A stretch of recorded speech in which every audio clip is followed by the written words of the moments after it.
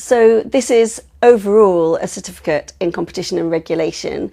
So the behavioural policy that I'm going to be teaching is going to be related to that. And essentially it relates to the fact that both individuals, consumers and firms exhibit certain cognitive biases. We're not all the kind of super rational, all-knowing computers that some economics models would assume.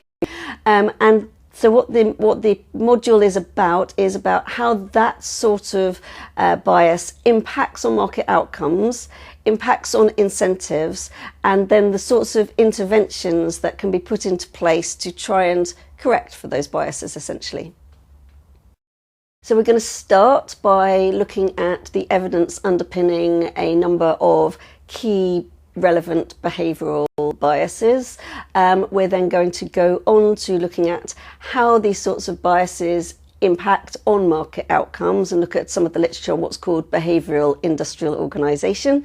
Then we're going to look at the impact on competition and competition policy and competition related regulation.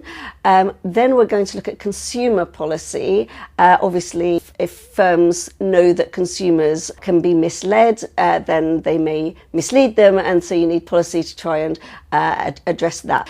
Then we've got a more empirical session where we're going to look at two types of methodology, both lab experiments for assessing behavioural cognitive biases and their impact, and then also randomised controlled trials, which is where you run experiments on real people out in the field. And then finally, we're going to have a session more focused on the interventions in markets, things like disclosure interventions, interventions intended to help search or switching, to try and make market outcomes better. How effective are they? What sorts of things really help in designing those interventions effectively?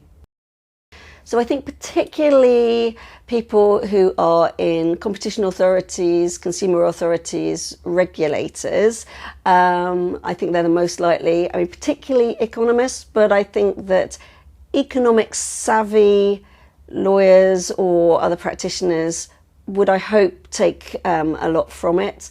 It's not going to get you to a level where you can immediately run a randomised control trial. I think you'd need a little bit deeper training for that, but I think that it will at least enable people to really understand the issues and when these sorts of techniques are going to be valuable and able to review those the outcomes of those sorts of techniques.